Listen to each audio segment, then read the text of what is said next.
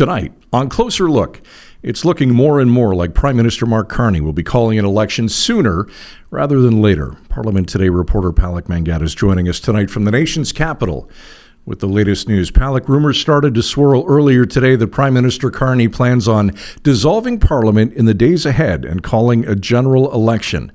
What have you been hearing today? What's the latest? Yeah, I mean, it's really the city's worst kept secret.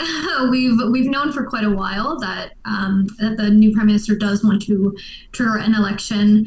It is notable that we expect him to go to make his trip over to Rideau Hall to ask the Governor General to dissolve one day before MPs are actually be returning to Ottawa.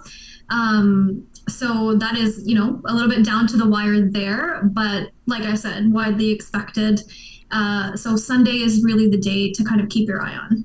Palak, can you kind of walk us through the election process when Parliament is dissolved? What has to happen and what are some of the timelines? So Parliament isn't sitting right now. It's been off for about 2 months. So I guess the logistics are kind of in the Prime Minister's favor. There aren't MPs in Ottawa.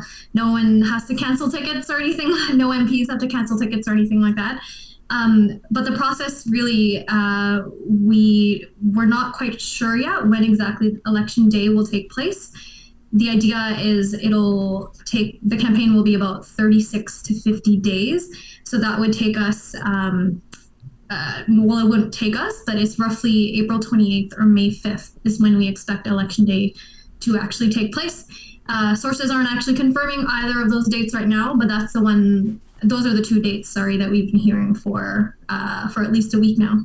So the PC party recently came out just a few days ago, in fact, announcing that journalists would not be traveling with the leader on planes or buses. This is a bit of a break in tradition, as it's always been common practice. What can we read into this, Palak? Yeah, so the party really said that this is a cost issue. The party's campaign director, Jenny Byrne, had argued essentially that there are sometimes a lot of empty seats, and promising to still be transparent in the way that Mr. Poilievre runs his campaign. This is obviously going to open up the party to criticism, some from members of the media, but also I think it was Jagmeet Singh today, the NDP leader, who had said, this is proof that Mr. Poilievre doesn't want to, I think his term was kind of take the heat, or that he's not able to take the heat of being an elected leader, of being a prime minister. Mr. Poilievre, for his part, essentially defended the plan and said that it'll offer a refreshing take for him to be able to hear from local media. Every election is billed as the most important, but this one might in fact be just that, given what's at stake. Is that a fair assessment? I would say so. I mean, I think people are a lot more engaged, with everything that's been going on down in the States. There has been this kind of sense or sentiment of kind of national unity.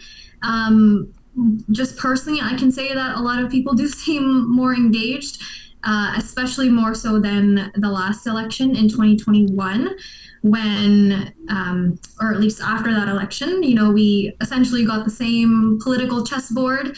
So I think Mr. Carney is hoping that a fresh face such as his, and it being 4 years later, I guess, he's hoping for a different result for the Liberals as well. Now, from a polling perspective, this is a dead heat when just a few weeks ago, Pierre Poilievre's Conservatives had a sizable lead. In fact, for the first time in 3 years, the Liberals have a slight lead in the polls. Is this a case, Palak, of Carney and the Liberals wanting to strike while the iron is hot, so to speak?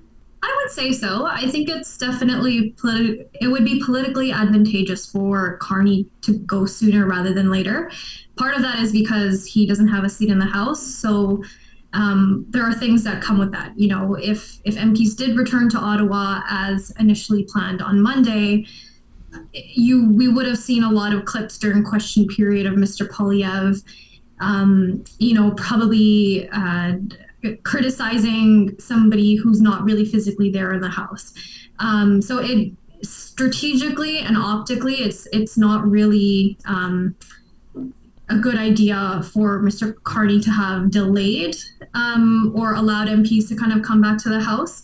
So in case, I would agree. I think it is a matter of striking when the iron is hot, like you said. All right, Sunday could prove to be a very interesting day. Thanks for this, Palak. No problem. There's Palak Mangat from Parliament Today joining us from Ottawa on tonight's Closer Look.